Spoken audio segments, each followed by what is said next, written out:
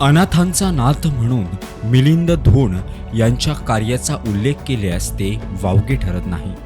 We care and कंपेन्शन Kolhapur या संस्थेअंतर्गत सुमारे 11,000हून अधिक गरजू मुलींच्या डोक्यावर मायेचा हात ठेवलाय. जवळपास 5,000 विधवा आणि एकल मातांचे बळ वाढवण्यासाठी त्यांनी मदतीचा हात दिलाय.